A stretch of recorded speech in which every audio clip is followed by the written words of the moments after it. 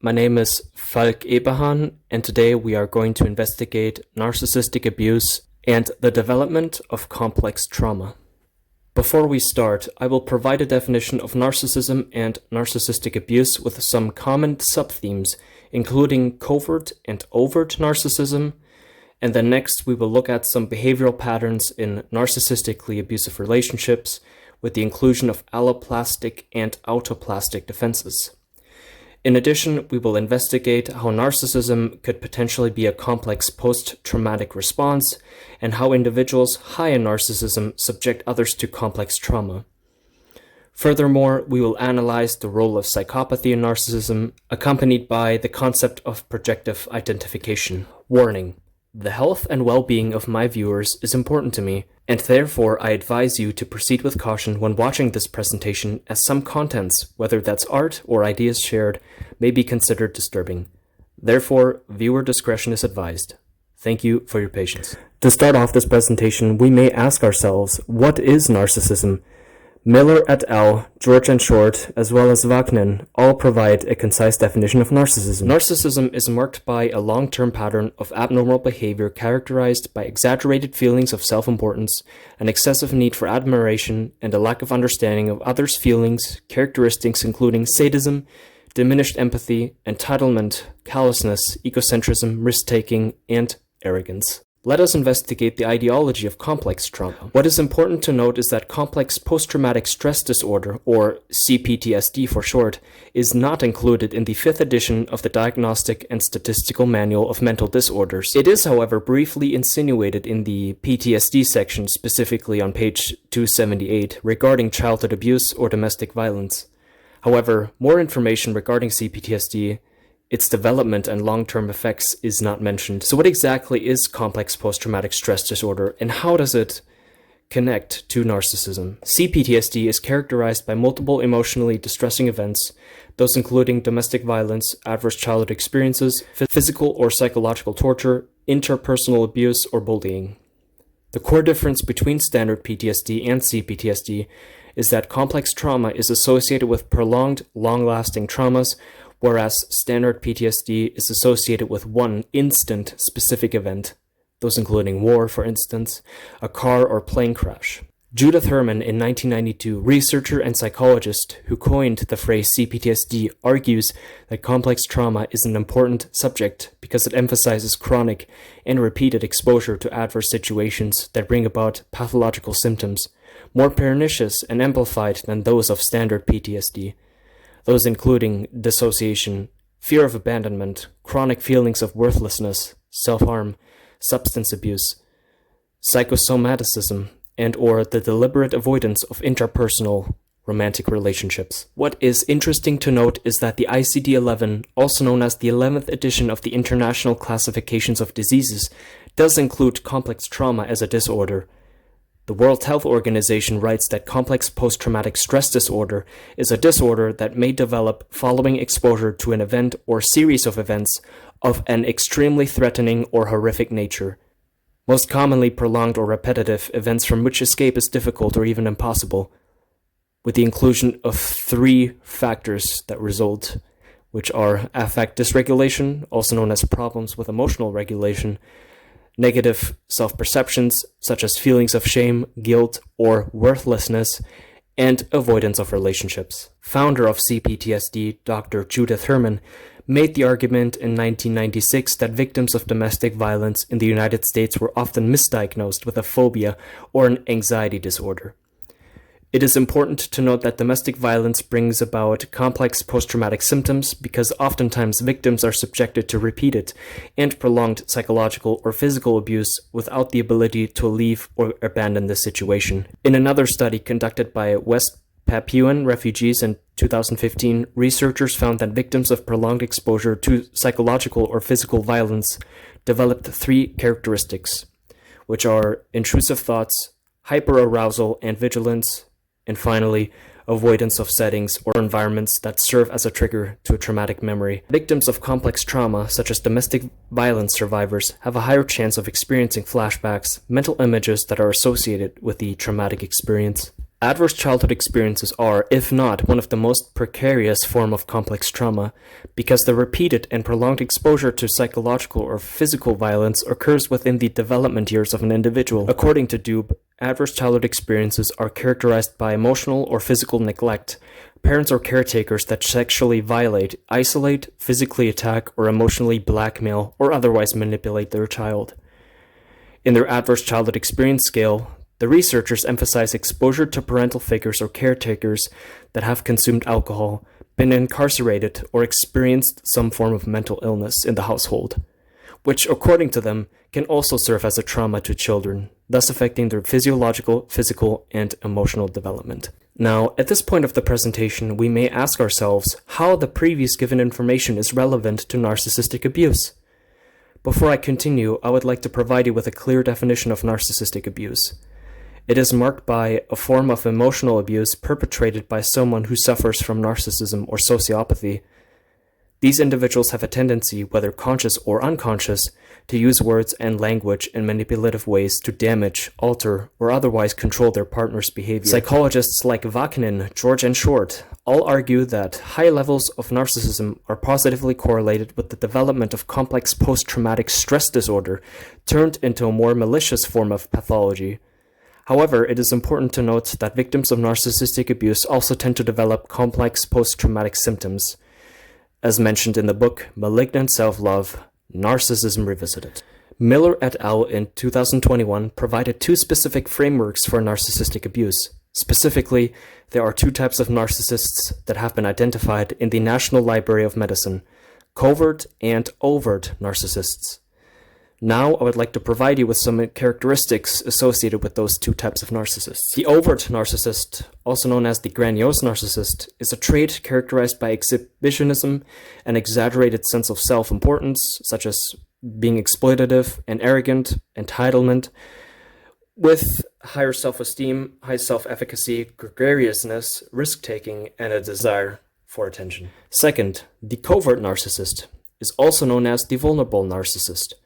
Someone who is characterized by having a low self-esteem, low self-efficacy, hypersensitivity to criticism, a lack of self-confidence, being socially withdrawn, but similar to the overt form, an element of grandiosity. Nevertheless, I would now like to provide you with two additional frameworks to narcissism founded by Vaknin and Hayat et al., those being the effects of narcissism on interpersonal and intrapersonal functioning. To provide context, interpersonal functioning is characterized by the way an individual functions psychologically in the external world, meaning how they operate in relations to relationships, friendships, education, and career.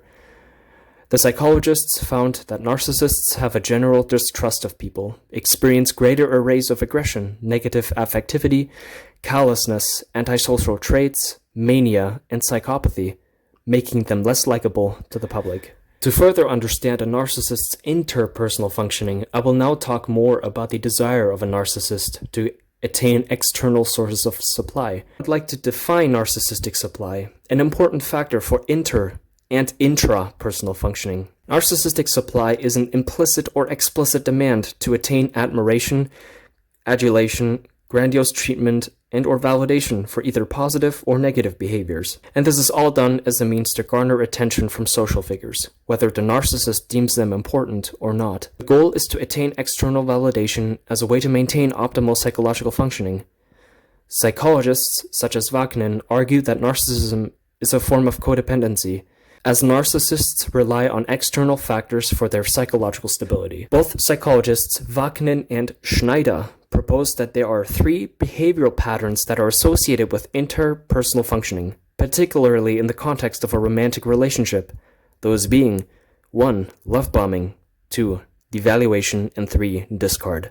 Schneider writes that the love bombing stage is characterized by the abuser smothering their target with praise, courting, intense sex, vacations, promises of a future together, and designation. In essence, love bombing is a manipulation tactic as a means to hook, quote-unquote, a target into the relationship. Next, the devaluation stage seems to be more complex in nature. For instance, Vaknin proposes that individuals with narcissistic traits are more prone to subject others to intermittent reinforcement, particularly those they are romantically involved with. Schneider writes that the devaluation stage of a narcissistic relationship is composed of sudden, unexpected insults, accusations, possible infidelity, silent treatment, or gaslighting, with the inclusion of love-bombing techniques as a means to maintain the victim's attention and service. Intermittent reinforcement was a phrase coined by Hermann Ebbinghaus in 1913. In his studies, Ebbinghaus placed rats inside a cage, and with the pull of a lever, the rats would be rewarded with food, a desired stimulus. What he discovered was that an organism was more likely to persist in a given behavior that would ultimately lead to a reward, meaning the rats were only rewarded for pulling the lever about 3 to 4 times, which reinforced the behavior. By persisting in the behavior, the lever pulling in this case, the rats would hope for the attainment of a reward. However, by depleting the organism from any reward, the organism would experience something called learned helplessness over time, that even when presented with a desired stimulus, the organism would give up eliciting a particular behavior and even avoid the stimulus altogether.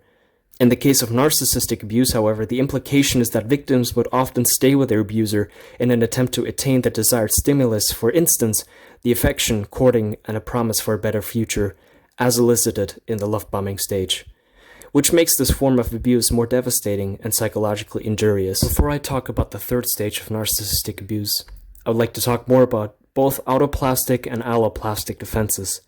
Both defenses are meant to preserve the self and intrapersonal functioning. Let's talk more about those in relation to narcissism. An autoplastic defense is a psychological mechanism in which the individual reacts to stress via the belief that something is wrong with them. This is also known as an ego-dystonic state. However, I will talk more about that later. In order to improve behaviors that they deem unacceptable, individuals change their internal environment, beliefs, and attitudes, or desires. Often in narcissistic abuse, individuals with an autoplastic defense tend to accept or believe the blame they receive from their partner. And by changing their internal landscape, so to speak, victims hope to preserve the relationship, even if they are not at fault. On the other hand, alloplastic defense is a psychological mechanism that is meant to preserve the individual's acceptable perception of the self, despite behaving in an antisocial manner. An individual who reacts to stress by blaming external sources for their misfortunes or misconduct, they often attempt to change the external environment while finding their impulses, abusive behaviors, and attitudes to be acceptable, in which case they are considered to be in an ego-syntonic state. In a narcissistic relationship, the abuser tends to sustain an alloplastic defense as an attempt to minimize their misconduct and placing the blame onto someone else, which leads us to the last stage of narcissistic abuse as proposed by Wagner and Schneider, the discard, a sadistic attempt at traumatizing the victim. Through cheating, ghosting, stonewalling, or abandonment, for instance, the narcissist reminds the victim that they are easily disposable and replaceable. Psychologists claim that the last stage to a narcissistically abusive relationship brings about trauma, feelings of worthlessness, and inferiority as a form of projective identification, an introjection by the victim as the narcissist themselves feels inferior and worthless. And here are some examples that could be classified as discarding, as according to psychologists, discarding is meant to abandon the victim using various tactics, as seen here, such as ghosting, stonewalling, finding other sources of supply through cheating, and possibly with the intention of having an affair throughout the relationship. Wagner proposes that after a narcissist has abandoned their target, the target experiences a form of prolonged grief, a post-traumatic response to abuse associated with the failed relationship. According to the 5th edition of the Diagnostic and Statistical Manual of Mental Disorders, prolonged grief, also known as bereavement disorder, is distinguished from normal grief by the presence of severe grief reactions that persist at least 12 months after the death of the bereaved, which interferes with the individual's capacity to function optimally. Now, what is interesting to note is that the individual not only grieves the end of the relationship, but also the person who provided them with affection and love, a person that does not exist, figuratively speaking. Wagner, Troy, and Shafir state that individuals with prolonged bereavement remain in a perpetual cycle between denial, anger, bargaining, and depression, even after the narcissist is long gone. One reason why individuals who score high on narcissistic traits are unable to sustain a long-term relationship is because narcissists cannot bridge the gap between their positive self-perception and relative meta-perceptions, also known as the perceptions of others. meaning that those negative traits associated with narcissism will eventually surface to others, which makes them appear unattractive, leaving the narcissist vulnerable to criticism, serving as a psychological injury. Psychologists often wonder if prolonged grief is a complex post-traumatic response due to the tendency of individuals to revert between the stages of denial, anger, bargaining, and depression, in essence stuck between the cycle of grief without the ability to attain acceptance. Now let's talk more about intrapersonal functioning. Intrapersonal functioning is associated with how an individual copes and reacts to the external environment. There were 6 researchers who studied the effects of malignant narcissism in terms of intrapersonal functioning. This is Hyatt et al. In 2018. They sampled approximately 2,515 undergraduate students from the Southeastern University. Using various measurements, such as the Narcissistic Personality Inventory, the researchers discovered the following results. 75% of the sample who scored high on the narcissism scale perceived their peers as neurotic, disagreeable, and disinhibited, including perceiving one's network as self-centered, as well as unintelligent, unlikable, and unkind. And they were more likely to accuse others of being narcissistic. Psychologists often wonder if narcissism is, in its nature, a complex post-traumatic response to adverse childhood experiences. That is, the narcissist in their childhood has been physically or psychologically abused, and as a defense mechanism to such a hostile environment, children develop narcissistic traits. Miller et al. In 2021, on the other hand, argued that children develop narcissistic traits as a means to attain status, attention, and praise, a coping mechanism for the mistreatment they received from parents or caretakers, traits which deteriorate into adulthood. Vaknin and Hyatt et al. Both found a correlation between narcissism and psychopathy. The author of Malignant Self-Love Narcissism Revisited makes the claim that narcissists tend to have an increased chance of developing mania, antisocial behaviors, aggression, and paranoia when narcissistic supply is no longer available. When narcissists are unable to attain attention, praise, or adulation, Hyatt finds that they develop paranoid tendencies and often turn ego dystonic. In other words, they come to realize that through their antisocial traits, their behaviors may be unacceptable or even malignant, which then reinforces negative affectivity. In other words, they realize something may be wrong with them. To clarify the distinction between ego dystonia and ego syntonia, I would like to give you a concise definition for each. In psychoanalysis, ego syntonia refers to one's perspective of themselves, that they find their behaviors, attitudes, and beliefs to be acceptable and therefore function optimally.